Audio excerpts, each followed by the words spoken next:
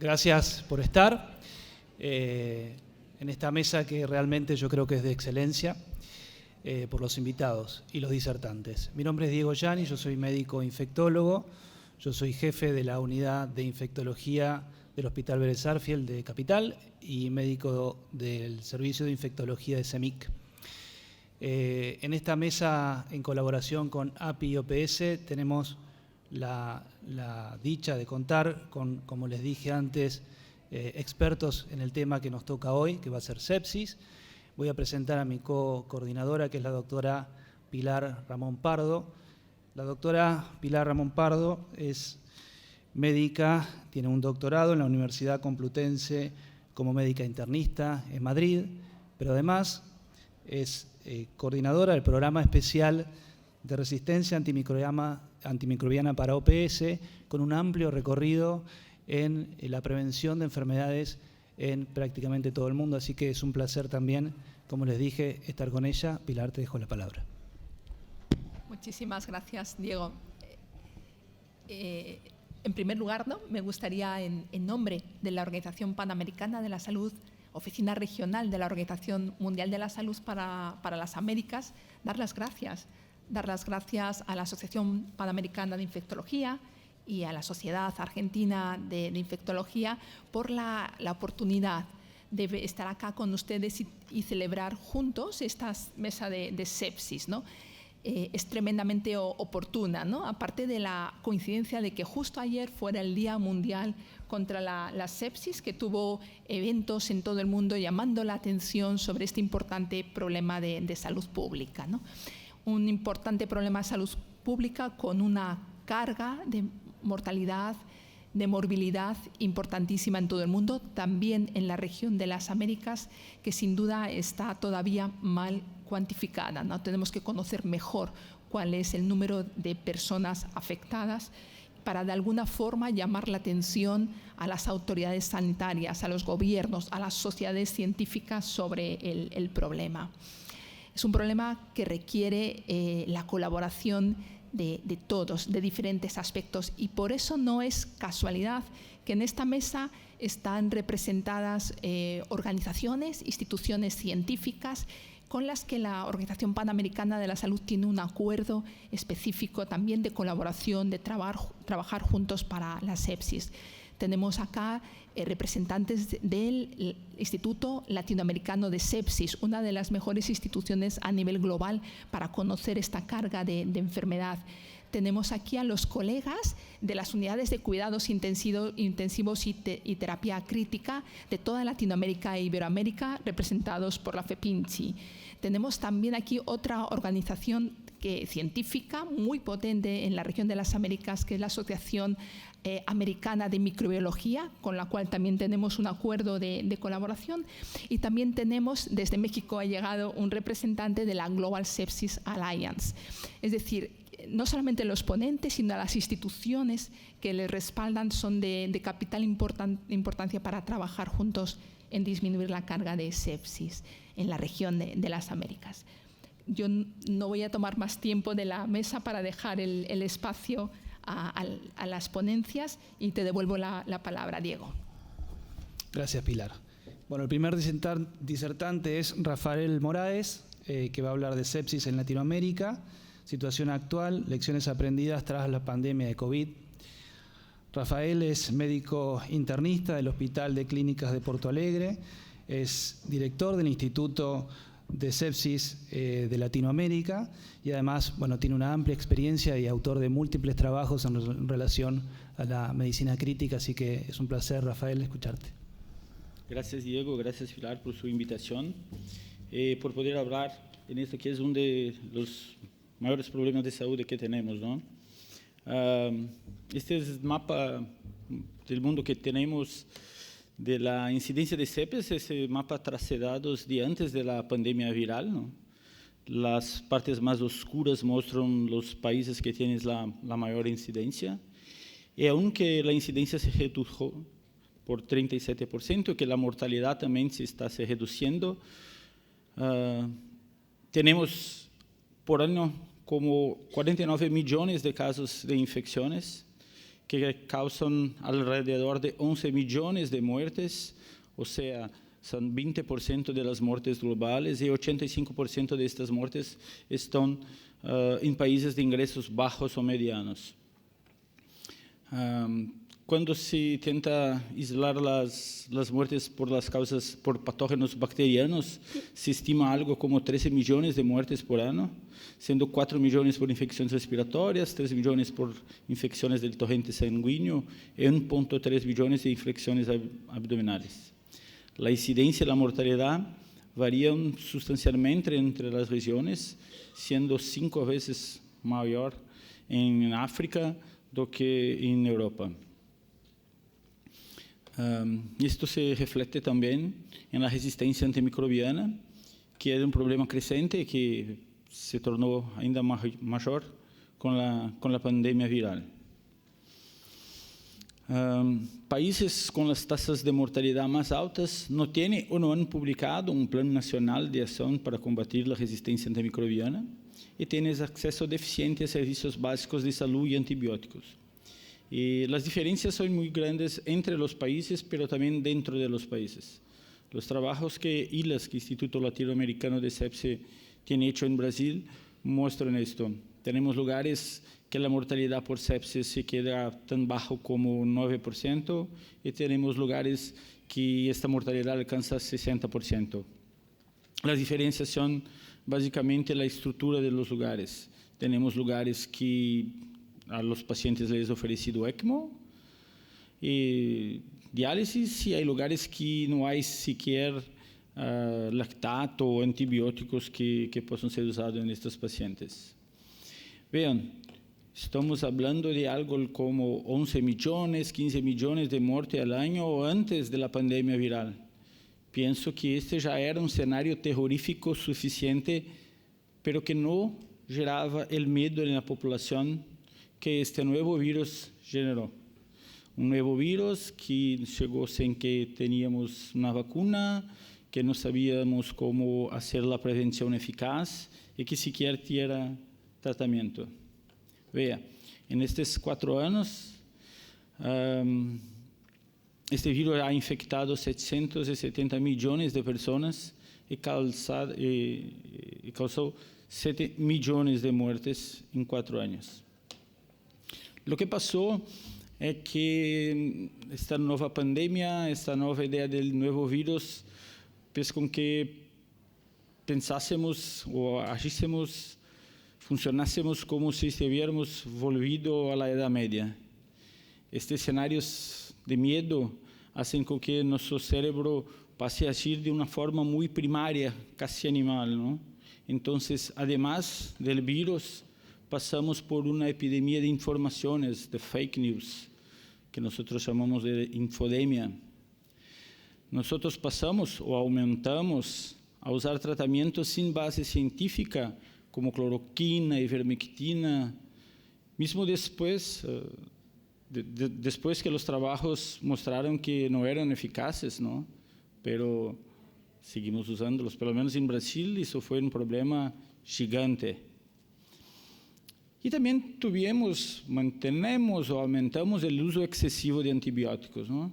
Los trabajos nos mostraron tasas de coinfección alrededor de 6%, tasas de coinfección bacteriana, superinfección bacteriana alrededor de 15-20%, pero el uso de los antibióticos fue a casi 80%. Uso de antibióticos contra una pandemia viral, ¿no?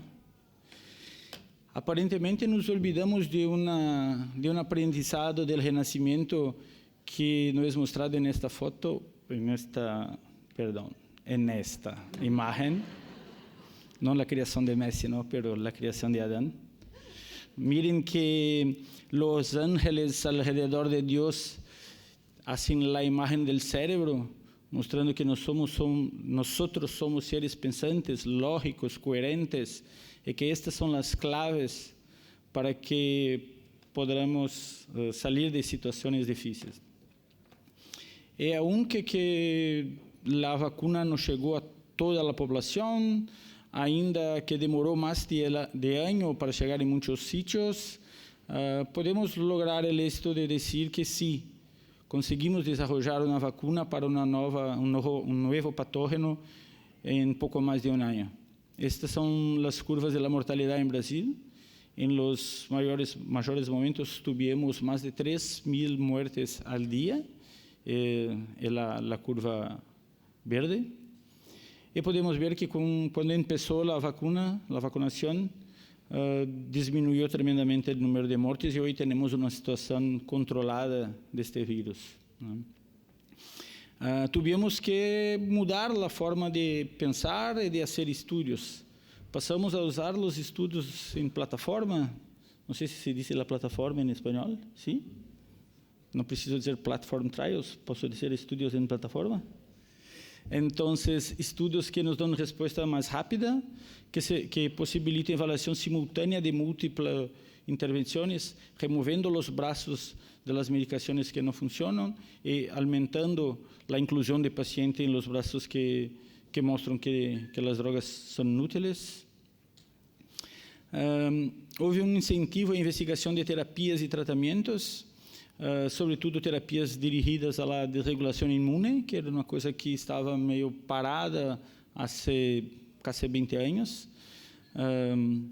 Estímulo ao uso de los corticoides, pero não somente corticoides, pero também medicações de ações mais específicas, como as terapias para a interleucina 6 ou os inhibidores de la JAK. Então, cambio em la forma de ver a sepse, não somente combater o patógeno, pero também de combater el agente, a resposta imune que nós generamos contra o patógeno. Estas evoluções solamente foram possíveis porque construímos redes de investigação. Em Brasil, conseguimos reunir grandes hospitais, grandes centros de pesquisa. Nós, además de ILAS em Brasil, teremos o BRICnet, que é uma rede de pesquisa de las UCIs. E não inventamos a rueda, simplesmente nós usamos modelos que já estavam aí, que já estavam sendo usados por outras instituições, como a ANZICS, de Nova Zelândia e Austrália, como a Critical Care Asia. Pero não foi tão fácil. Tivemos uma luta muito grande para conseguir compartilhar os dados. Os hospitais, os médicos têm o hábito de guardar seus dados para si, não? É difícil convencer as pessoas a compartilhá-los. Foi muito difícil conseguir fazer com que as pessoas entendessem a importância de asignação de los pacientes em los ensaios e não solamente usar o trato compassivo para seus pacientes sem ter uma evidência. Essa coalição que nós conseguimos fazer fez com que nós conseguíamos alocar em los trials 100.000 pacientes a cada semana. Isso possibilitou em 2, 4, 6 meses temos as publicações e os resultados brasileiros. O Grupo Coalição em Brasil publicou 9 papers em revistas como New England, JAMA, com os dados brasileiros, sempre com essa taxa de alocação. A pandemia fortificou a ideia que precisamos sim ter uma associação global, uma reunião global para que trabalhemos juntos. Não? Acá, Luis Gorordo é diretor da Global Sepsis Alliance. A Global Sepsis Alliance tem órgãos em todos os continentes e na América tem ILAS, que eu estou a representar acá. Penso que a pandemia viral também trouxe a apreciação da prevenção das infecções, tornou claro a importância da base de los dados genéticos, do screening de patógenos emergentes, medidas essas que serão fundamentais na próxima pandemia. Houve uma revalorização das vacunas, da lavagem de manos, aunque não sejam coisas novas, mas sim uma valorização dessa. Nos mostrou a importância da visibilidade ao público laigo e governo.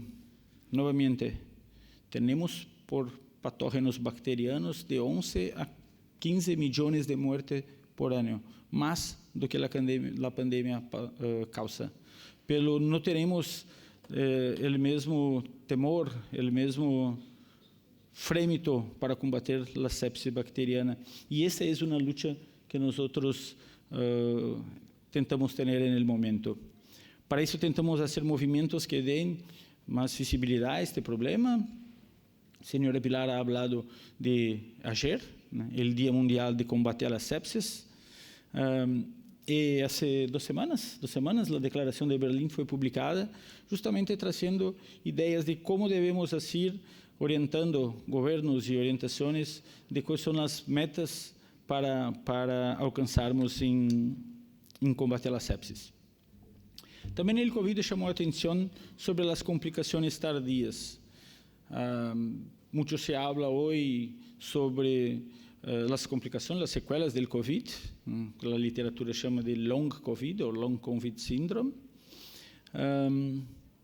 Aunque nós já sabíamos disto, não? Há muitos anos que nós já conhecemos o que a literatura chama de síndrome pós-ICU, que os pacientes que se quedam em la UTI por mais de 3 dias, que se quedam com ventilação, particularmente os pacientes com sepsis, os que sobrevivem. Em América Latina, mais ou menos metade destes pacientes mueren. Os sobrevivientes têm muitas sequelas psicológicas, sequelas motoras. Menos de 5% destes pacientes vuelven a ter a qualidade de vida que tinham antes. Menos de 5% vuelven a trabalhar. Esses pacientes representam alto custo para o sistema de saúde, alto custo não somente financeiro, mas também psicológico para seus familiares, porque se tornam muitas vezes dependentes destes. E isto foi uma coisa que não se dava muita atenção antes e que a pandemia nos ajudou a aclarar. Estes fatos, además que muitos outros que poderíamos citar, poderia citar a telemedicina também como avanço que vino com a pandemia, mas penso que esses são passos importantes para que nós podamos ter uma agenda pós-pandemia, que tenha o objetivo principal de reduzir a carga global da sepsis, e muito do que está acá pensado está escrito na Declaração de Berlim. Em parte, podemos resumi-la dizendo que é necessário inversão e organização dos sistemas de saúde em los países de ingresso baixo ou médio, principalmente, que é necessário o desenvolvimento e o uso de las vacunas disponíveis para a população, inclusão da prevenção, diagnóstico e tratamento da sepsis em los sistemas nacionais de saúde, garantizar recursos suficientes e sosteníveis para combater a sepsis, e ter atenção e desenvolver modos de saber como tratamos a los sobreviventes de la sepsis. Gracias.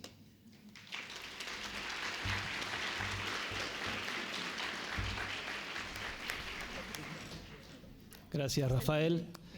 Excelente el portuñol, se entendió perfecto. Nuestra segunda expositora es la doctora Rosa Reina, a quien le agradecemos doblemente porque está en reemplazo de otro disertante que no pudo venir, el doctor Borges. Así que gracias, doctora. Ella va a disertar sobre avances en la sospecha y manejo clínico de la sepsis, resultados de la propuesta para América Latina. La doctora es especialista en terapia intensiva, es docente de la Cátedra de Terapia Intensiva de la Facultad de Ciencias Médicas de La Plata.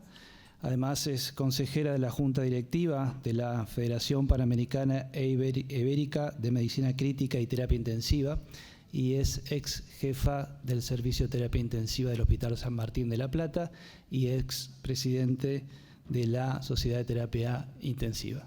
Muchas gracias.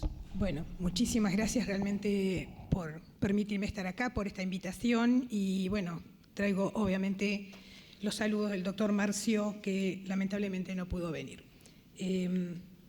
No tengo ningún conflicto de interés con esta charla, el único conflicto de interés es estar en pos de mejorar todos los resultados adversos de la sepsis y fundamentalmente en nuestra región, que no son pocos. Todos saben que en el 2018 hubo esta reunión, se realizó esta reunión de varios países latinoamericanos en San Pablo, donde un poco se dijo esto, ¿no? La importancia de generar conciencia sobre lo que significa la sepsis, sobre todo en nuestra región de países de bajos y medianos ingresos, donde realmente muchas de las instituciones de salud están lamentablemente desfinanciadas, con falta de recursos. Entonces, hacer el conocimiento de la sepsis, no solamente a nivel de la institución, sino también a nivel de la población general, para que estén más seguros o con mayor conocimiento de cuáles son los síntomas y que se alerte, y sobre todo, lamentablemente, en los centros de atención primaria, que muchas veces hay un subdiagnóstico de cuando los pacientes llegan con síntomas de sepsis y se los manda de vuelta a la casa. Y además de jerarquizar el Día Mundial de la Sepsis para poder concientizar sobre esto. De esto han salido algunos trabajos. Estos dos trabajos, uno de los pocos que hay en Latinoamérica. La verdad que en Latinoamérica lamentablemente no tenemos mucha investigación sobre lo que sucede en los diferentes países. Como ven, la mortalidad en estos 3 países de Latinoamérica que tienen registrados sus datos son muy altos, ¿no? Brasil 55%, Colombia 45,6% y Argentina 51%, creo que dice. Y esto es interesante un poco esto que dice, ¿no? Call for action. Tenemos que empezar a trabajar y actuar sobre esto que nos está sucediendo. Una de las cosas fundamentales que además empeoran estas condiciones de sepsis son las condiciones sociales o socioeconómicas de la población, ¿no? La falta de agua potable, la falta de vacunación, el estado socioeconómico de las personas, el retraso de los pacientes en llegar a los centros de salud, y como dije, a veces en los centros de salud primarios no hay de parte nuestra, del personal de salud, una real conciencia de estos síntomas de alerta, y obviamente todo esto tiene que ser mejorado. En los países de altos ingresos ha habido una disminución de la mortalidad, como se ve ahí, ¿no? Entre un 25% más o menos a un 30 y pico por ciento. Sin embargo, cuando uno indaga dentro de estos trabajos y ve las subpoblaciones, ve que también hay poblaciones vulnerables en los países desarrollados, ¿sí? Y que esta población vulnerable también tienen un incremento en la mortalidad. Por ejemplo, en Inglaterra esto se mide con lo que se llama el Deprivation Index, que tiene una serie de índices que tiene que ver con las condiciones socioeconómicas del paciente o de la persona, vulnerabilidad, enfermedad, comorbilidad, ingresos laborales, etcétera, etcétera, que lo vuelven muy vulnerable. Esto es porque hay un retraso en la atención y también hay un sesgo, ¿no?, por parte del personal de salud en dar una atención más rápida. Lo mismo sucede lamentablemente en Estados Unidos, ¿no?, con determinadas poblaciones, y esto hace que estas poblaciones, pese a estar en un lugar donde se tienen todas las condiciones adecuadas de salud, tienen mayor mortalidad. En Argentina hicimos un trabajo ya hace unos 2 o 3 años, se publicó en el 2020 sobre la epidemiología de la sepsis en Argentina, unos 800 y algo de pacientes, y dentro de todo el estudio epidemiológico evaluamos la inequidad en los centros de salud en Argentina, entre públicos y privados. Lamentablemente, lo que vimos es que los pacientes que ingresaron a los hospitales públicos, que es lo que ven marcado en rojo, si bien fueron poblaciones jóvenes, tanto los que entraron en público como en privado, los pacientes que ingresaron al hospital público ingresaron más tarde, ingresaron más severamente enfermos, eso lo ven por los scores de Apache y SOFA, tuvieron shock en mayor proporción al ingreso, tuvieron un retraso de 48 horas a 96 horas en ingresar a una institución con la complejidad para atender a estos pacientes, tuvieron mayor infección por organismos multiresistentes y se murieron más, ¿sí? cuando vimos la aplicación de las bundles, vimos que no hubo diferencia. O sea, el tiempo en el inicio de los antibióticos fue lo mismo, la aplicación de las bundles fue la misma, los días de ventilación mecánica y de estadía fue lo mismo. Entonces, ¿por qué estos pacientes se murieron más? Los pacientes que ingresaron al hospital público, siendo que eran más jóvenes, pero estaban más graves. Y un poco lo que dijimos, las situaciones socioeconómicas.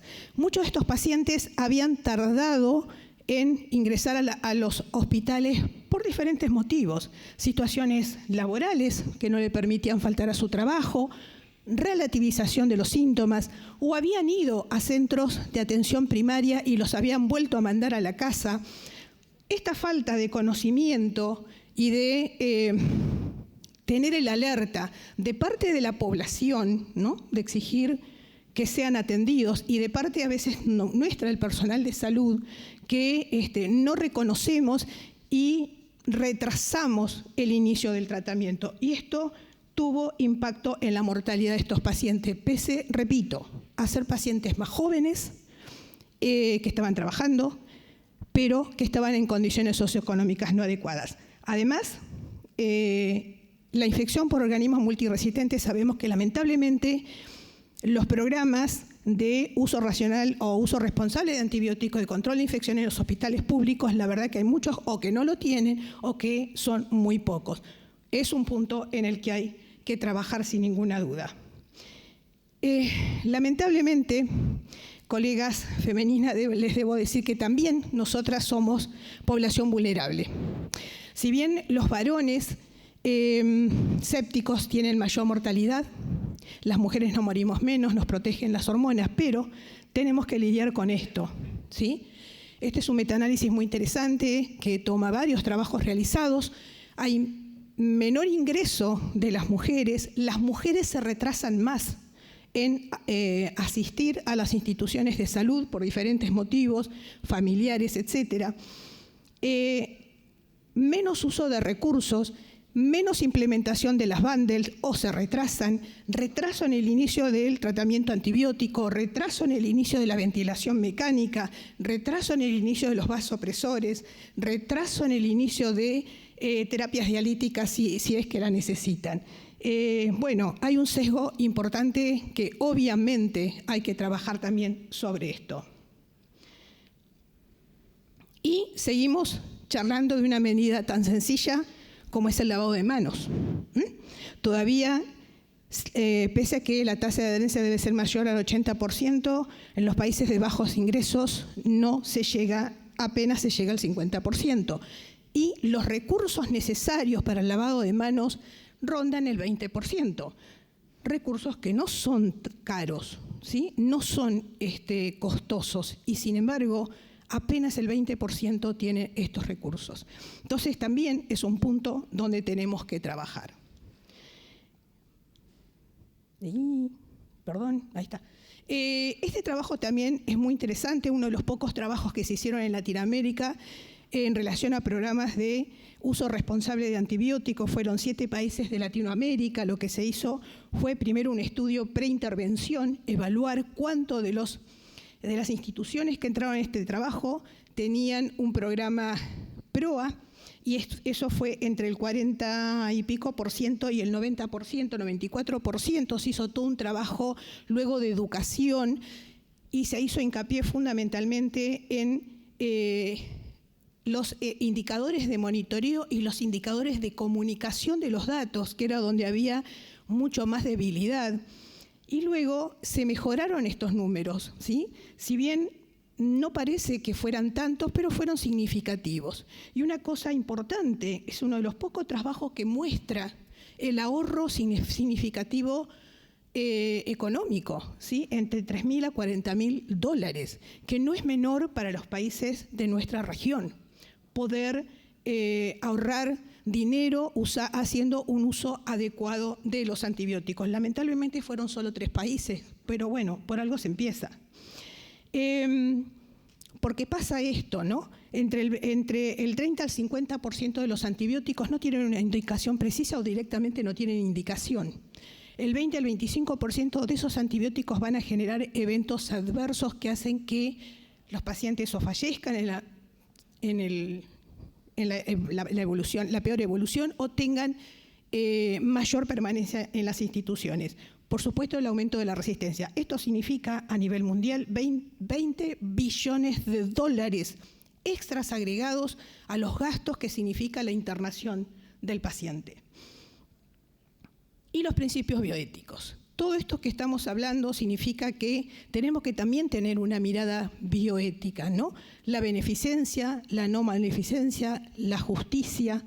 Estos pacientes merecen una adecuada atención, merecen que nosotros tengamos conocimiento de los diferentes síntomas y alertas de la sepsis. No retrasemos el ingreso de estos pacientes a las instituciones y que los pacientes conozcan cuáles son sus síntomas, así como se ha avanzado mucho en saber cómo comienza un infarto agudo de miocardio, ¿sí? Y la población lo conoce, también tiene que saber esto y exigir ser atendido, porque eso forma parte del tratamiento bioético de estos pacientes. Tenemos muchas cosas para hacer, desde lo que es la difusión, el periodo prehospitalario, el intrahospitalario y, como bien se dijo acá, el posterior al alta. Estos pacientes no se van sanos, el 60% aproximadamente de estos pacientes se van vulnerables, lo cual significa que necesitan aún continuar con la recuperación y necesitan del sistema de salud para esto. Hay una ruptura de la dinámica familiar porque son absolutamente dependientes. Y esto es importante de seguir. Creo que el COVID puso en evidencia que no damos de alta pacientes sanos, no lo dimos nunca. Siempre dimos de alta pacientes vulnerables. Y aquí le traigo un poco sobre lo que más se iba a explayar el doctor Marcio Borges, que es lo que se quiere hacer con un convenio entre la FEPINTI, la OPS y el Código Sepsis. El Código Sepsis, que es una herramienta, es una estrategia de manejo de la sepsis que se está implementando en España desde el año 2012 con buenos resultados, y es lo que se trata, lo que se quiere hacer, de traer a los países de Latinoamérica a través de la FEPINTI. Algunos datos.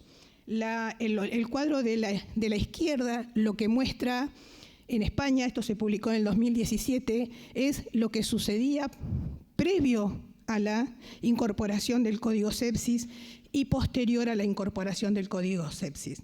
Varios de los parámetros que se evaluaron mejoraron muchísimo. La colocación de los antibióticos, la resucitación de los pacientes, el alerta, ¿sí? La toma de hemocultivos. El cuadro de la derecha lo que muestra es cuando se activó en la institución el Código Sepsis.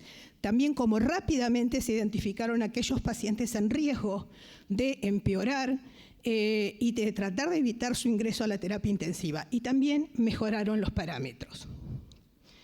En este otro trabajo que se publicó en el 2019, un poco lo que se ve más o menos lo mismo, ¿sí? Pero fundamentalmente una cosa interesante, que es que el ingreso a la terapia intensiva bajó ostensiblemente, ¿sí? En aquellos donde se activó el Código Sepsis fue del 10% versus el 31% en aquellos donde no se activó el Código Sepsis. Entonces, para concluir, mi mensaje es este: tenemos que trabajar para mejorar todo lo que podemos hacer en relación a la sepsis en nuestra región, sin perder los objetivos bioéticos que nos ocupan y que nos obligan a darle la mejor atención, tratar de que las instituciones de salud cuenten con todos los elementos necesarios para manejar a estos pacientes, para bajar la morbilidad, para bajar la mortalidad, ¿sí? Y que los programas de control de infecciones y de uso responsable de antibióticos puedan estar en todas las instituciones. Y esperemos que se pueda lograr la implementación del Código Sepsis en Latinoamérica. Muchas gracias.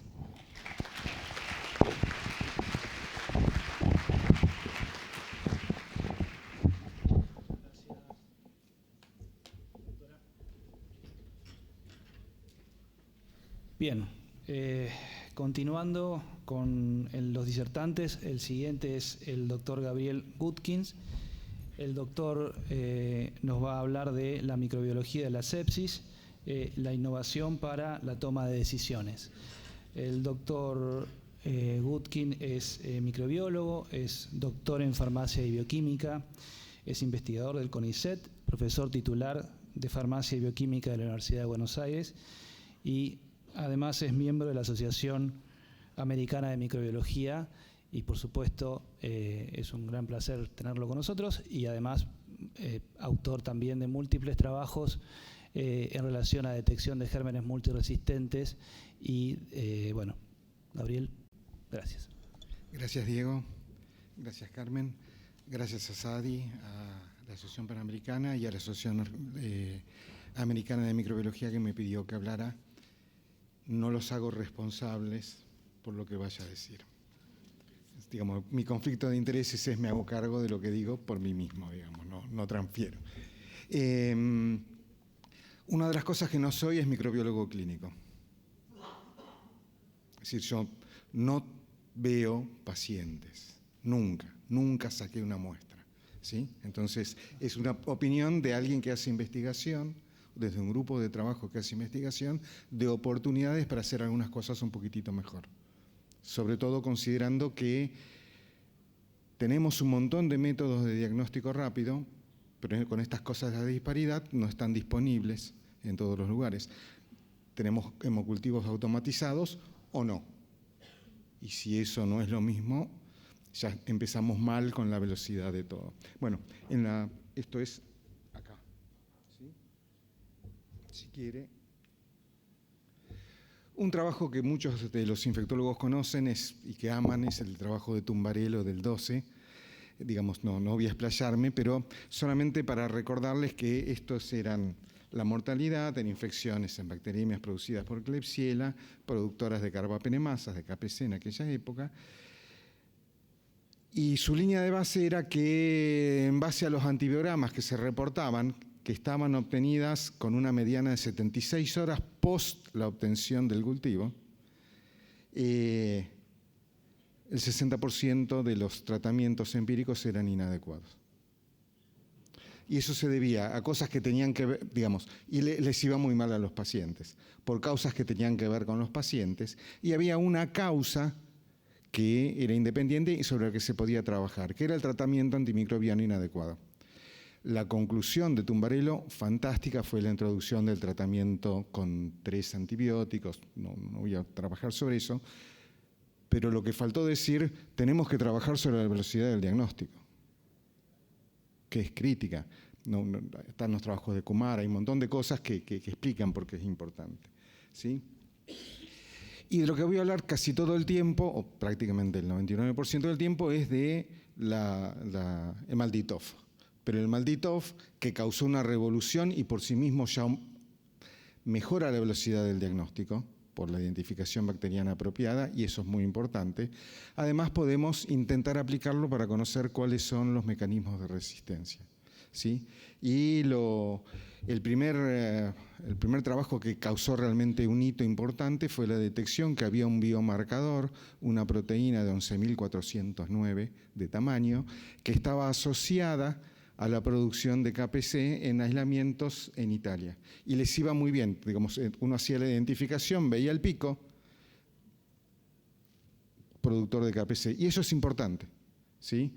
No puedo dejar de decirles que eso es cierto siempre y cuando la epidemiología de las Klebsiellas productoras de KPC tenga al transposón TN4401A como siendo responsable de la diseminación. Cada lugar tiene diferentes transposones, variantes de la o otras plataformas genéticas llevando a KPC. En nuestro país, actualmente el 15%, el 20% no sirve como marcador. Este es un trabajo de Obiaño y el grupo de Bow, donde hacen la recomendación general. Fíjense, si van a usar un biomarcador, estén seguros de que sea relevante en la situación epidemiológica, de epidemiología molecular del lugar donde están. Si no, no sirve para nada, no es copiable.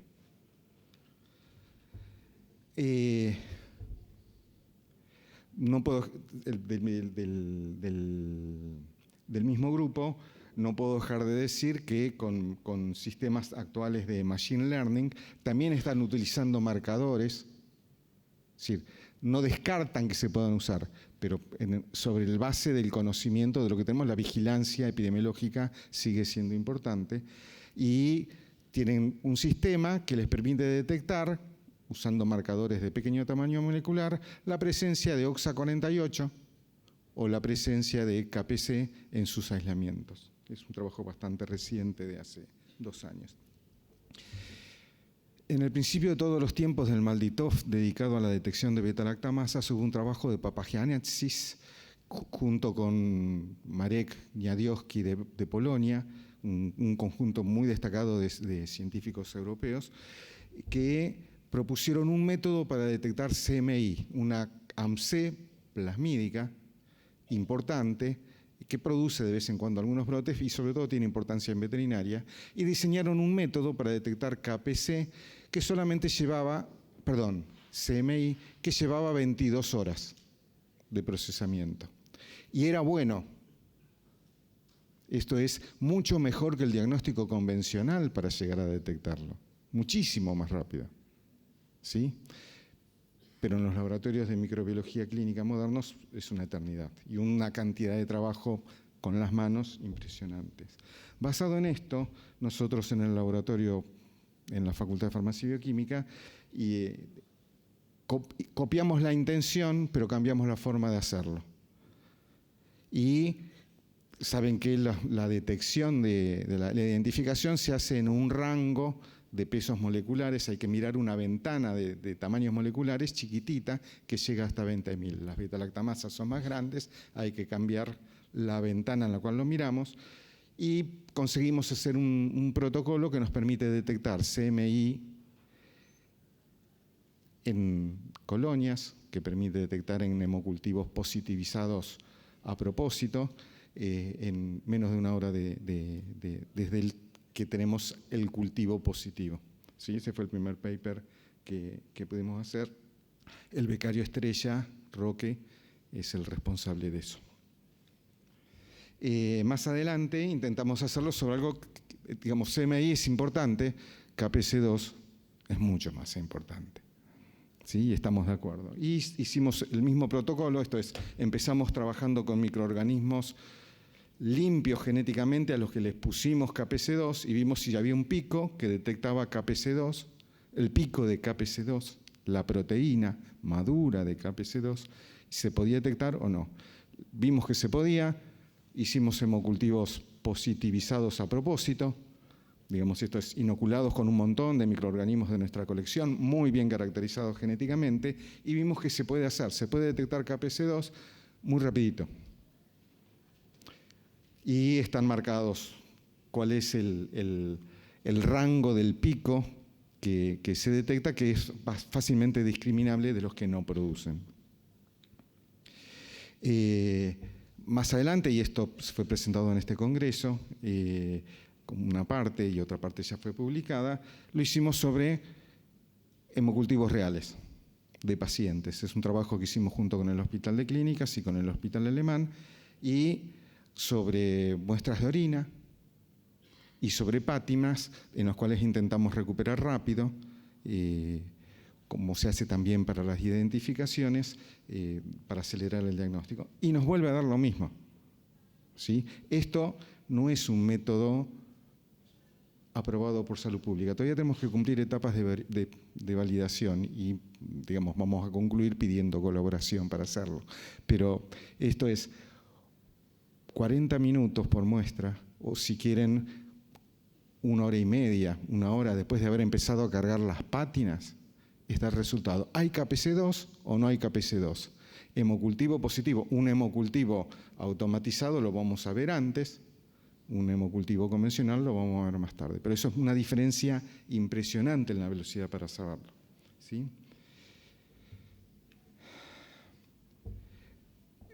Fuimos los primeros en hacerlo, nosotros diseñamos el método y rápidamente hubo gente que empezó a hacerlo. Lo que nos alegra, es decir, esto no son nuestros competidores. Esto, cuando uno publica algo es para que sirva, y si nosotros podemos hacer que sirva, fantástico. Si otro consigue hacer que sirva, también es fantástico. Entonces, de algunos de los, digamos, muy pequeñas variantes, cambiando la intensidad con que se hace el pico de láser y pues, cosas por el estilo, hay pequeñas variaciones, pero esencialmente es el mismo método que diseñamos nosotros, y tenemos un grupo brasileño que nos viene pisando los talones. Moreira siempre la primera autora, Bart es el autor senior que yo más conozco, no nos conocemos hace muchos años. Hay gente de Corea, hay gente de China. Digamos, lo que nosotros hicimos chiquitito en la Argentina puede ser copiado y funciona. De hecho, en el Congreso del 2019 en Corea ya había gente que vendía los reactivos para hacerlo. Había una empresa que estaba vendiendo todo lo que hacía falta para poder hacerlo. ¿Qué tiene de ventaja el MALDI-TOF sobre otros métodos? Insisto, esto todavía no está validado. Tenemos variantes de KPC2. Y esas variantes pueden tener actividad o no. Y algunos métodos rápidos que hoy tenemos, que son convencionales de vuelta, salvo que no los tengas, pueden no detectar a la proteína, o pueden detectar a la proteína, pero la proteína haber perdido la actividad. Es decir, KPC31 es un muy buen ejemplo donde tuvimos brotes, donde está KPC, podemos detectar, pero no es más carbapenemasa, es una beta-lactamasa de espectro extendido resistente a Vivactam. Entonces, el MALDI-TOF nos permite poder discriminar entre los picos de las diferentes KPC. Y ahí está contado en ese gráfico, está KPC31 abajo, y la podemos ver.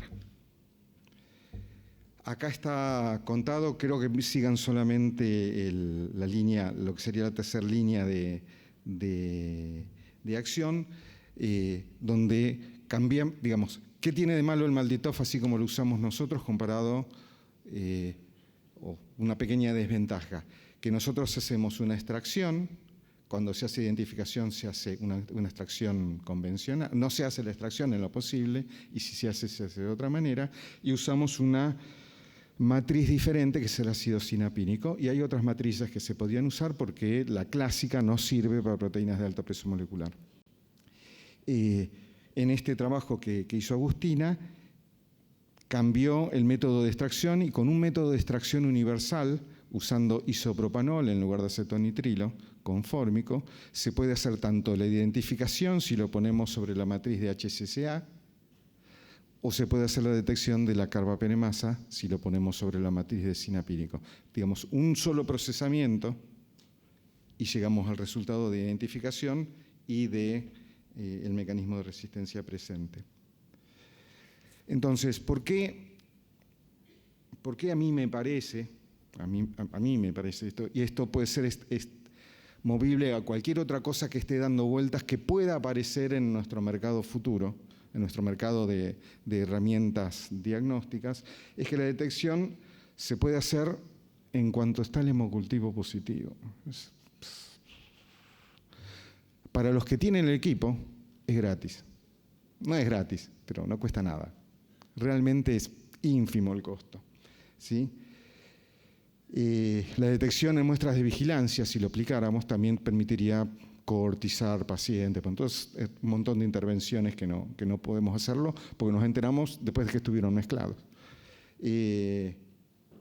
Nosotros, con este protocolo que unifica la extracción, podemos identificar y además saber que está KPC. Y es simple, es una cosa que hecha con las manos lleva muy poquitito tiempo, ¿sí? Además de que sirve para KPC, creemos que es importante la introducción oportunamente, después de que terminemos con todas las validaciones. En nuestras manos, MALDI-TOF nos sirve para prever la presencia de MSR1. Digamos, estos protocolos van a terminar siendo incorporados con suerte este año a la RENAEM y van a estar disponibles tanto para la Argentina como para los que los quieran consultar. Y de vuelta, en nuestra situación epidemiológica, el plásmido que lleva MSR1 en casi todo el mundo es un solo plásmido, pero hay aislamientos que tienen otro plásmido, ¿sí? Entonces a hoy funcionaría, dentro de 2 años no sé. ¿Sí? La detección de la ZXM, y créanme que las beta-lactamasas de espectro extendido siguen siendo un problema grande. En algunos casos nos funciona muy bien, en otros, en Klebsiella en particular, no nos funciona todo bien porque Klebsiella tiene algunas proteínas que aparecen en el espectro que interfieren. Y en otras manos, no las nuestras, cosas que están publicadas por autores que son bastante prestigiosos, permiten detectar NDM y MCR con otros biomarcadores que no son los que nosotros elegimos, pero bienvenido sea. OXA48 en enterobacterias. En los equipos que tienen el modo negativo permite detectar el producto, el lipopolisacárido modificado, que es el resultado final de la resistencia ocasionada por MSR o obtenida por mutación. Se está juntando experiencia para hacer epidemiología molecular directamente con el equipo de Malditoff. Hace falta un montón de gente trabajando en Malditoff haciendo epidemiología molecular para ver si correlacionan bien o no. Se puede detectar marcadores con la meticillinoresistencia y dependerá de la situación epidemiológica de cada lugar si se pueden aplicar o no. Y necesitamos más actores. Necesitamos más actores de la Argentina, más actores de otros lugares del mundo que puedan participar colaborativamente finalmente en la posibilidad de demostrar si puede ser utilizado o no. Y esto es aplicable a cualquier otro, estoy contando nuestra experiencia con algo, es aplicable a cualquier otro método en desarrollo que puedan simplificar y que puedan adelantar el resultado de la detección de marcadores de resistencia. Muchas gracias.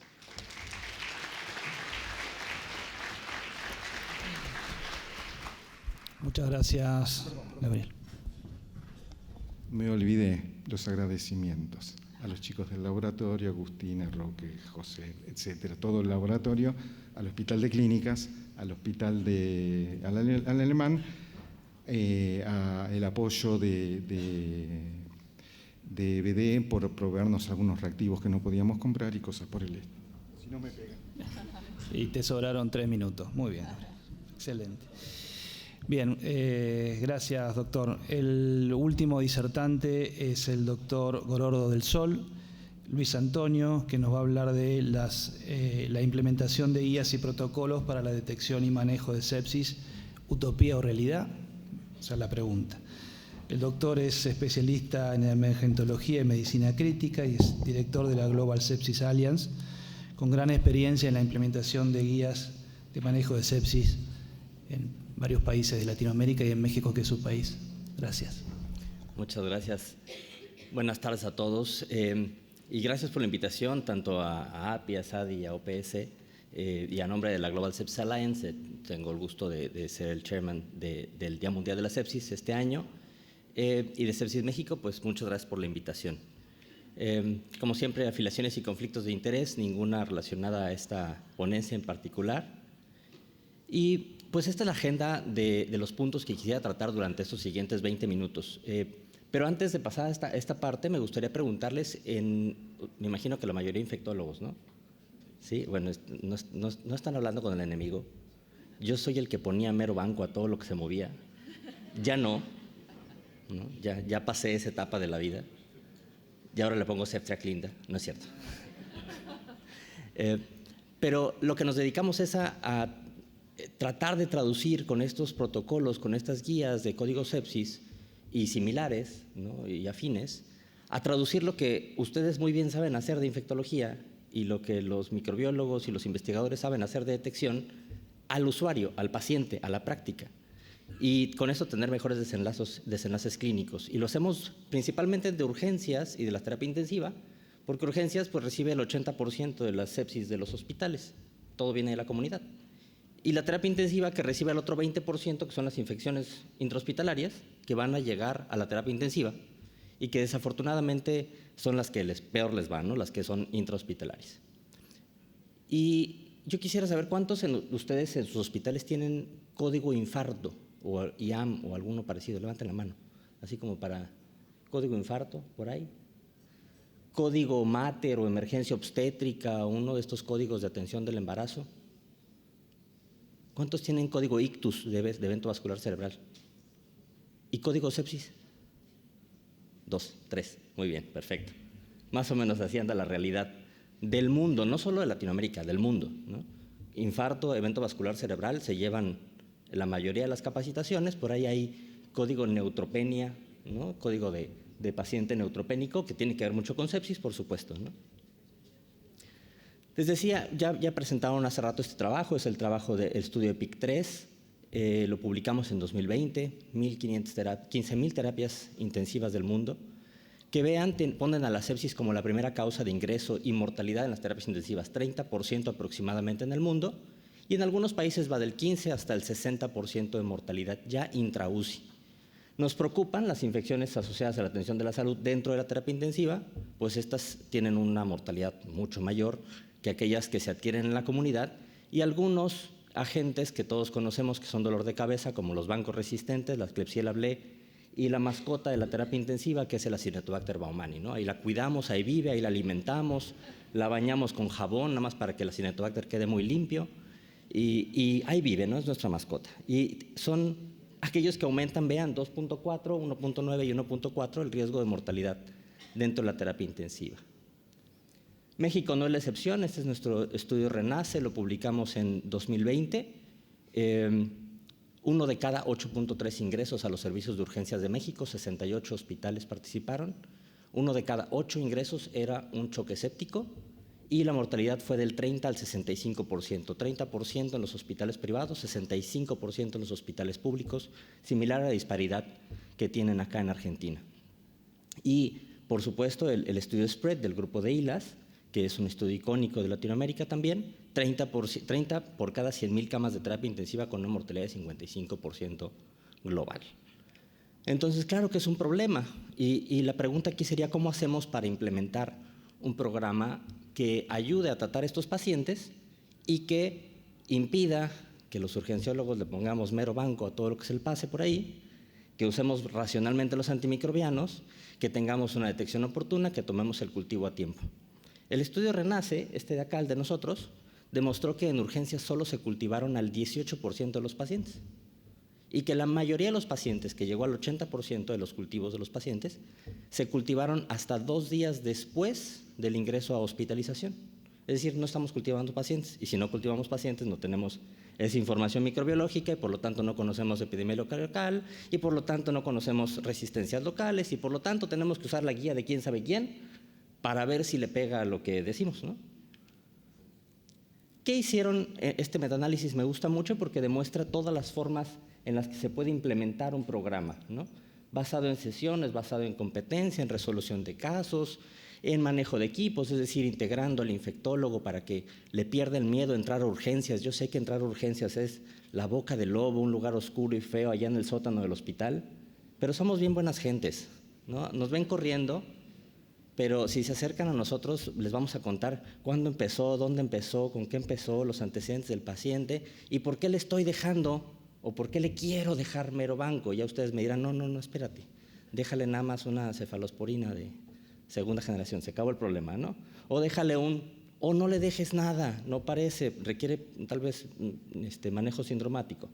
Pero trabajar en equipo aquí es muy importante y estos sistemas, estos métodos de enseñanza de código sepsis o de protocolos de atención al paciente séptico han demostrado que estos equipos son mejores que entrenar a una sola especialidad. Y lo hemos visto porque fracasamos con nuestro primer intento. Nos enfocamos solo a médicos de urgencias que reciben el 80% de estos pacientes y lo único que sucedió es que ya todo tenía ceftriaxona y que sí tenían vasopresor temprano y sí tenían líquidos mesurados y sí los intubaban a tiempo y sí la profilaxis antitrombótica, pero el antibiótico seguía estando mal en el 65% de las ocasiones. ¿Qué hicimos? Pues le tocamos la puerta a los infectólogos del hospital y dijimos, bueno, ahora cada que llegue un paciente con código sepsis, te voy a poner en un chat, no tienes que venir a verlo si no quieres, yo le voy a tomar los cultivos, pero tú me vas a decir con qué antibiótico voy a arrancar, ¿no? Ya no me estás restringiendo, pero me estás dando un arsenal limitado para decirme, mira, si es de piel, si es de estómago, si es de cerebro, si es de pulmón, vas a usar estos grupos y me vas a enseñar a usar el famoso score de Tumbarello y que si es riesgo de Bley y todas esas cosas que a los urgenciólogos y a los intensivistas no nos enseñan. Tú vas a venir a educarme y entonces nos vamos a comunicar. Nosotros usamos actualmente un sistema de implementación de 3 etapas. La primera es el soporte inicial en sepsis, que es hablar el mismo idioma, después el soporte avanzado en sepsis y luego el sistema especializado, con grupos como traumatología, ginecología y poblaciones especiales. Vean estudio de implementación antes y después de la intervención, antes y después de la capacitación, y lo importante está acá abajo. Vean cómo los antibióticos utilizados, el espectro y los cultivos les fue mucho mejor después de la capacitación. ¿Funciona Código Sepsis? Nos preguntan con mucha frecuencia. Pues sí, este chico fallece en Nueva York, Rory. Sus papás, después de ganarle una gran demanda a los hospitales, que se imaginarán el dinero que ganaron, dijeron: no lo queremos para nosotros, queremos hacer que ningún otro niño se muera de sepsis. Y crearon la regulación de Rory para el estado de Nueva York. Ahora, por ley, estos 500 nuevos hospitales de Nueva York, del estado de Nueva York, tienen que tener un sistema de atención de Código Sepsis. Y por lo tanto, disminuyeron la mortalidad 3%. No suena mucho, es significativa la reducción, sí, pero son 30,000 vidas de ese millón de pacientes que atendieron en el primer año. Y ahí está el artículo, y ya están preparando uno 5 años después, que yo espero que tenga una reducción mucho mayor. Vean el impacto de pre y post implementación. A ustedes les interesará seguramente la cantidad de antibióticos. Vean, monoterapia pasó de 14 a 21, es decir, ya no usaban 1, 2, 3 antibióticos, ¿no? Luego, como intensivista, esto de mero banco y caspofungina, ¿por qué no, verdad? Así lo ponen algunos intensivistas, no me están escuchando, por eso puedo hablar mal de los colegas. Pero vean, pasó de utilizar el Inesolid, bajó los macrólidos, bueno, más o menos, y por supuesto las resistencias bajaron del 74 al 52%, porque enseñaron a los señores intensivistas a usar mejor los antibióticos y ayudaron a que los infectólogos se fueran a meter a las terapias intensivas. Estos sistemas de Código Sepsis, como los que pone el doctor García López en España, tienen infectólogo adscrito a la terapia intensiva, es decir, pasa visita todos los días con los pacientes, le da el manazo al intensivista y ajusta la terapia antimicrobiana, ¿no? Y además se va y se mete al laboratorio y ve los cultivos y sale y retroalimenta la terapia intensiva. Vean el estudio de la doctora Whitfield, muy similar a los resultados. Metas, sí, todas las metas de Surviving Sepsis muy bonitas, los líquidos, la medición del lactato, la repetición del lactato, el inicio temprano del vasopresor, y el impacto, que serían los desenlaces importantes: menos readmisión hospitalaria, menos días de estancia en terapia intensiva, menos mortalidad intrahospitalaria y finalmente menos costos derivados de la atención. Nosotros estamos empujando por trabajarlo desde la educación básica, no sé, en las universidades y las facultades donde ustedes se hayan preparado, donde ustedes trabajen como docentes, ¿cuántos tienen una atención directa sobre esto, ¿no? Llevamos la materia de infectología, al menos en mi universidad no existe la materia de urgencias o algo similar, y no nos enseñan mucho de este tema de antimicrobianos. Desde la Global Sepsis Alliance, con el doctor Ling, estamos trabajando en el núcleo curricular que estamos proponiendo para que las universidades a nivel mundial adopten un modelo de educación para infecciones, resistencia antimicrobiana y sepsis en un solo documento, que es el núcleo curricular de manejo de infecciones críticas. Y está por publicarse, yo espero que ya este año esté disponible.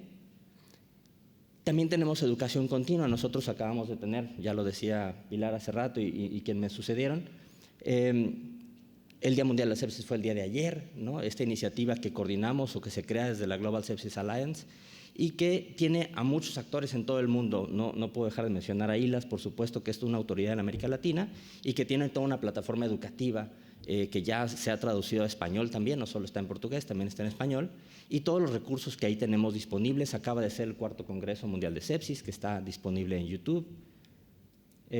La Declaración de Berlín la pueden descargar en este código. La emite la Global Sepsis Alliance, basada en la resolución que empujamos con la Asamblea Mundial de la Salud en 2017, y que esta pues ayuda a poner un poco el estrés, el foco sobre la atención de la sepsis desde todas las aristas, ¿no? Desde la prevención, higiene de manos, vacunación, prevención de infecciones nosocomiales, uso responsable de antimicrobianos y mucho más. Esta es la bienvenida que da el doctor Tedros hace unos días al Día Mundial de la Sepsis que organizamos en la Global Sepsis Alliance. Ahí en el QR pueden ver el video.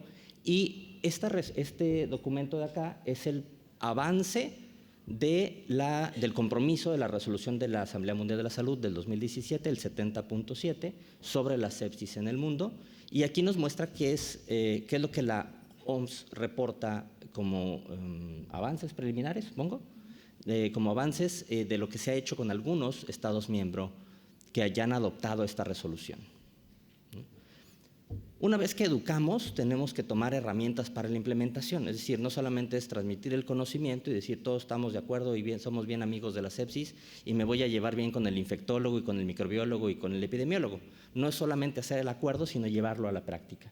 Nosotros en Sepsis México hemos propuesto esta herramienta, es una hoja que además va al expediente si ustedes gustan, y que tiene, además de todo el tema de identificadores de pacientes, un screening que se puede hacer en cualquier parte del hospital, de tal manera que puede ser el médico de cualquier especialidad o el personal de enfermería de cualquier área y decir, este paciente tiene probablemente sepsis, entonces voy a activar código sepsis. Y este código sepsis en urgencia se activa al sitio y en el resto del hospital se activa hacia la terapia intensiva para que el equipo de terapia intensiva y el infectólogo de guardia de la terapia intensiva vaya al sitio de atención. No tiene que estar físicamente el infectólogo en la terapia intensiva, pueden estar afuera, pero sí en comunión directa con esta área.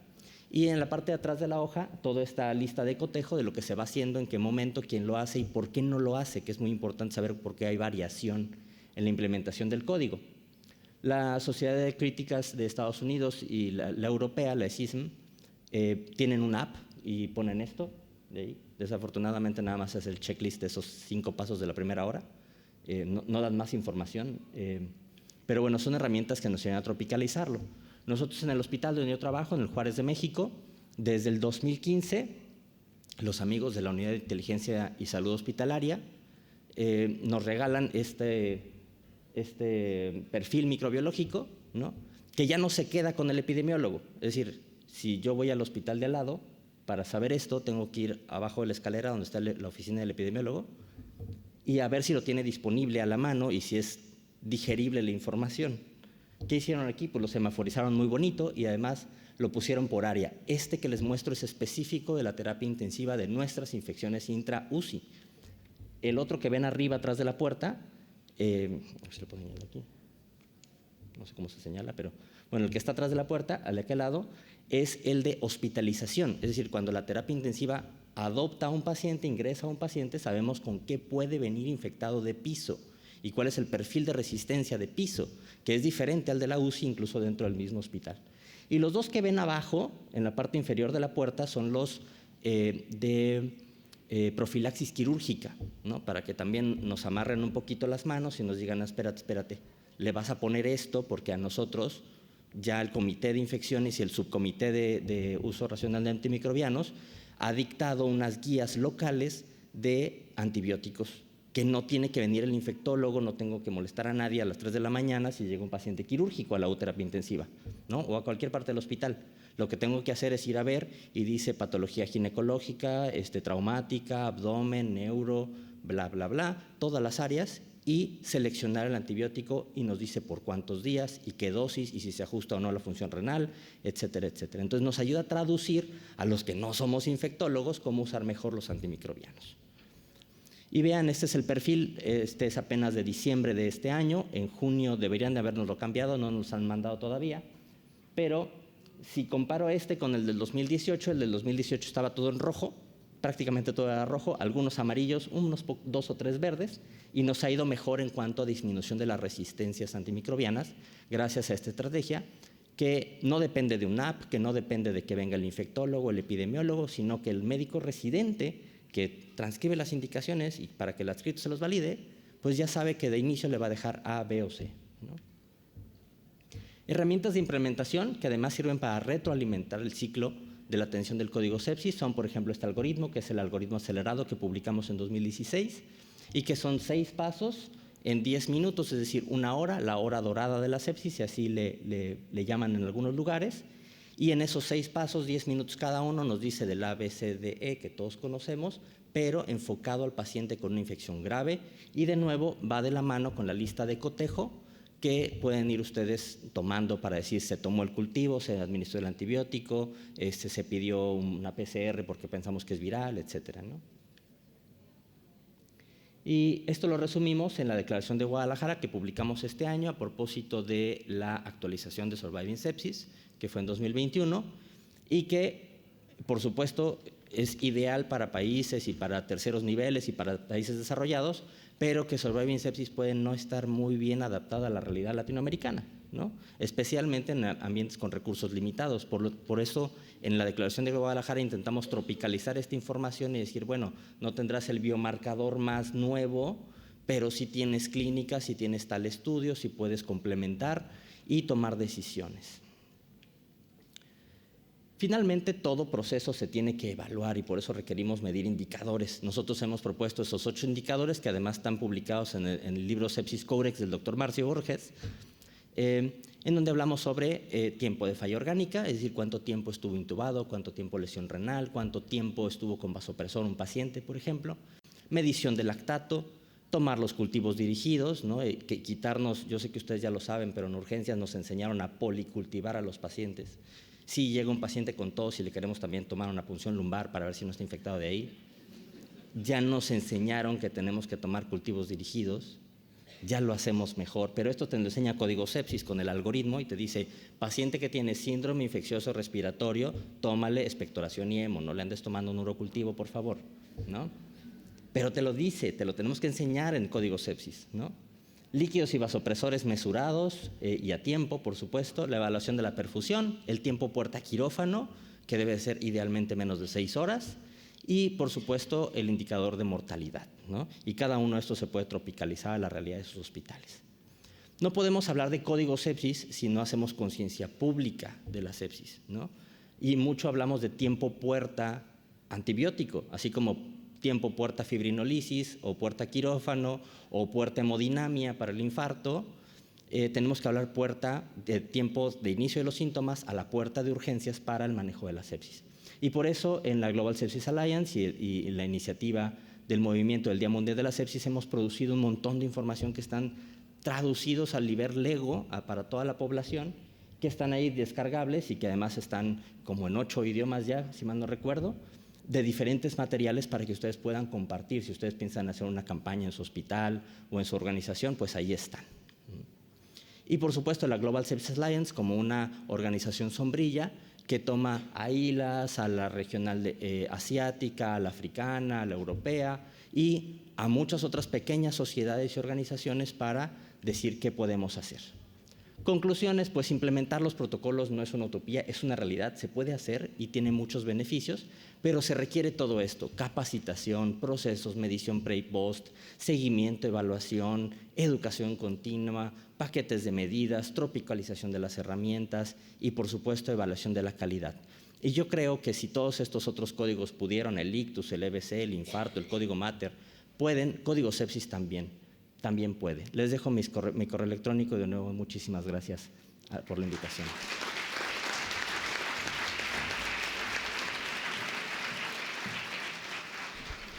Muchas gracias, excelente presentación. Bueno, tenemos algunos minutos para preguntas del público, si quieren, y si no, a través de la aplicación. Aquí hay una pregunta probablemente para Luis, que tiene que ver con, para educar a la comunidad sobre sepsis, ¿cuáles serían las alertas a enseñar? Como datos de alarma, supongo se refieran.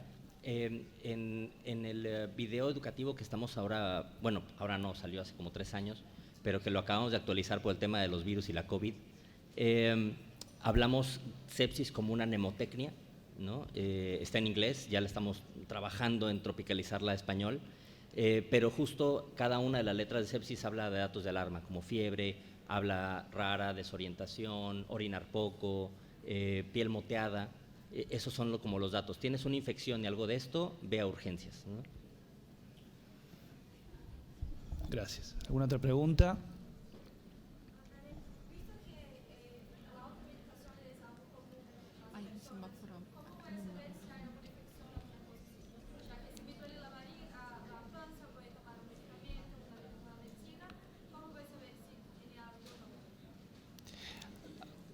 ¿Hay algún micrófono para que pueda...? ¿Puedes repetir la pregunta? Ahí. Sí. Ahí.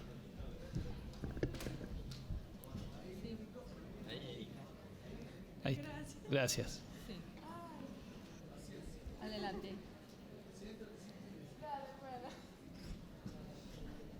Tengo vergüenza de hablar. Sí, repite Vamos, la vamos. pregunta.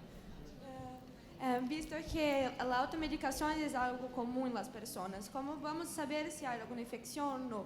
Visto que si me duele la panza, tomo una medicina, si me duele la cabeza, tomo otra, ¿cómo da para saber si hay una sepsia o no? En la comunidad general. ¿Te refieres a pacientes que toman alguna que vienen con un tratamiento previo y se enmascaran los síntomas de Son las sepsis? comunes, como nosotros vivimos en nuestra casa, quedamos un dolor y tomamos una medicina. Ok. Doctora. ¿Cómo se prende esto? Está prendido. ¿Está prendido? A ver, es lo mismo, es un poco lo que dijo el doctor, ¿no? Empezar a crear indicadores o especies de mnemotecnias con los síntomas que te pueden hacer pensar que puedas tener una infección, ¿sí? Yo creo que la gente en general consulta más de lo que pensamos. Me parece que el problema, o por lo menos de lo que nosotros encontramos acá en Argentina, está en el intermedio, o sea, en los centros de baja complejidad, a donde la gente habitualmente va por primera vez, ¿no? Un centro tipo un CAPS o como fuere, y a veces minimizan o relativizan los síntomas. Lo que tenemos que hacer es aprender eso, o sea, no solamente la población que no se siente bien y tiene fiebre o tiene síntomas urinarios o como vos decís, tos, etcétera, o sea, cualquiera de los síntomas, sino también hacer la educación del personal de salud. No nos tenemos que olvidar de nosotros, porque muchas veces en los centros de atención primaria o de baja complejidad no advertimos que esos pacientes o que esas personas están consultando por eso. Y a mí me parece que la otra cosa importante también es el seguimiento, que es lo que lamentablemente, al menos acá, en nuestro país, no hacemos. No hacemos el seguimiento. Si vos venís con lo que a vos te parece que podés tener una infección y yo te atiendo y no estoy segura, te mando a tu casa pero no te sigo. O sea, no sigo al paciente.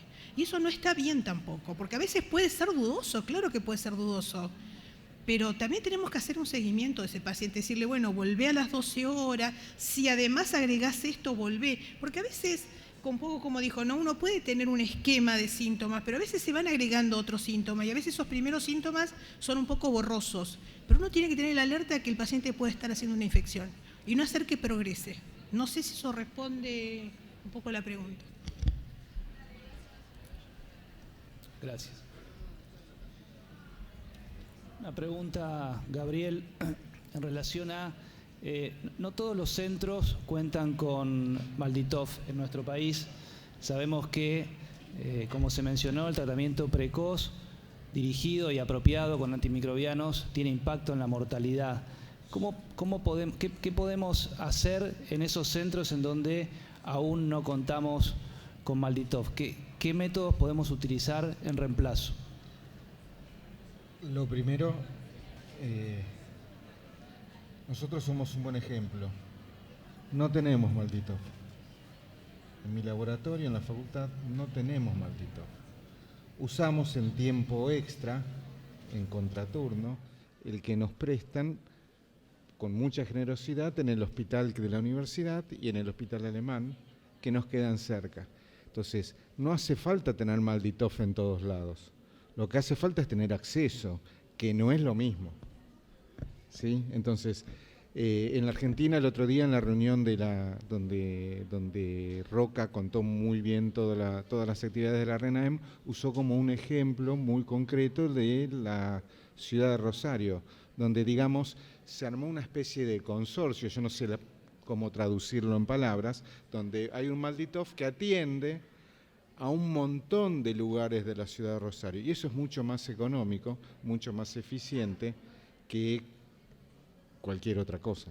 Es decir, hay ciudades que no van a tener nunca un Malditoff porque la población cautiva que tienen es muy pequeña, ¿sí? De vuelta, el Malditoff no es diagnóstico aprobado por el Ministerio como herramienta diagnóstica que está hoy disponible. Estamos validándolo, quizás en el futuro, ojalá, creo que sí, va a ser una herramienta diagnóstica. Después va a depender de la calidad del diagnóstico microbiológico, que también va a depender de la complejidad del lugar donde estén trabajando. Y acá lo que hace falta es no solamente el pedido de los infectólogos o de los internistas, sino el apoyo de los infectólogos y los internistas para tener mejores laboratorios. Porque es muy fácil pedir, pero a veces hay que apoyar, porque el laboratorio de microbiología es un gasto. El concepto general para los administradores, ¿cómo gastas tanto? Están los cultivos de vigilancia, son un gasto. ¿A quién se los facturamos? Son gastos, no son gastos. Entonces, me parece que yo no tengo una respuesta. Lo que me queda claro es que no hay apoyo para el crecimiento institucional, sobre todo en los lugares donde por ahí lo que no hay no se pide. Y lo que se pide, si no se apoya para tenerlo, no lo van a tener nunca. Lembrar que lo que gastamos en lo diagnóstico, economizamos en el tratamiento, ¿no? Entonces, es una medida. Hay que recordar también que cuando tenemos un paciente con sepsis, no esperamos la cultura para iniciar el tratamiento, ¿no? Tenemos que iniciar el tratamiento en la primera hora. Entonces, lo iniciamos empíricamente. Y para acertarlo, tenemos que tener una buena epidemiología. Hay que tener un buen programa de stewardship en su hospital. Tenemos trabajos que mostramos que en nuestro hospital nosotros acertamos el antibiótico empírico en 92% de las veces, dando el antibiótico en las primeras 1 o 2 horas, ¿no? La importancia de la cultura del Malditoff será después, porque empezamos con antibióticos de amplio espectro, y con la cultura, con la identificación, podemos disminuir el espectro del antibiótico, el tiempo de tratamiento. Pero lembrar que no esperamos identificar el patógeno para iniciar el tratamiento de pacientes con sepsis, no con pacientes con sospecha, ¿no? Sí, un minutito más porque tenemos que entregar. Sí.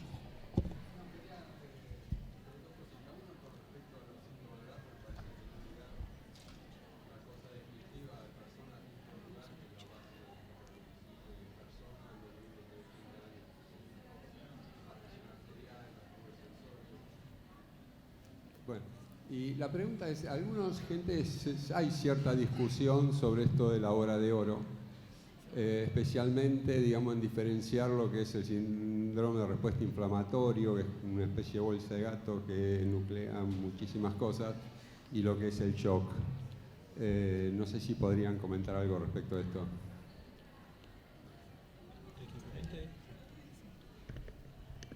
Sí, sí hay mucha discusión, incluso hay estudios, hay un metaanálisis por ahí del 2018 que dice que el antibiótico hasta en las primeras 3 horas es correcto después del triage, o sea, una vez que llega a urgencias, ¿no? Y que no hay diferencia en mortalidad del antibiótico en 3 horas, en 2 horas, en 1 hora, ¿no? Sino más de 3 y menos de 3. La misma pregunta haría con los fibrinolíticos en el evento vascular cerebral, ¿no? Dicen que puedes dar el fibrinolítico hasta 6 horas después del inicio de los síntomas de la paresia, pero yo quisiera recibirlo en los primeros 5 minutos, ¿no? Lo mismo pasa con los antibióticos. ¿Qué hacemos con el vasopresor, con el líquido y con el antibiótico en la primera hora? Mejor. Se supone que tienen mejores resultados cuando se implementa como un paquete de medidas, no viendo el antibiótico como solo, que es lo que sí pasa en el evento vascular cerebral y en el infarto, que solo hay un fármaco, es el fibrinolítico y punto, ¿no? No hay cosas más que agregarle. Sino en este paquete de medidas, las 3 cosas, vasopresor, líquido y antibiótico juntos y resolución quirúrgica antes de las 6 horas, tienen impacto en la mortalidad. De ahí viene el tema de la hora, con la flexibilidad a las primeras 3. Lo mismo pasa en el evento vascular cerebral y en el infarto de miocardio. Y lamentablemente el tiempo llega a su fin, así que con un gran agradecimiento a todos ustedes, aquellos que han asistido, es muy alentador, ¿no?, haber visto en la sala llena, siguiendo con atención las presentaciones y de alguna forma mostrando el interés y el compromiso para disminuir la carga de la sepsis en América Latina y el Caribe. Los ponentes vamos a estar por acá, ¿cierto? Por si acaso alguna otra persona quiere hacer algún comentario o establecer contacto y nada más. Con esto cerraríamos la mesa de hoy. Muchas gracias a todos.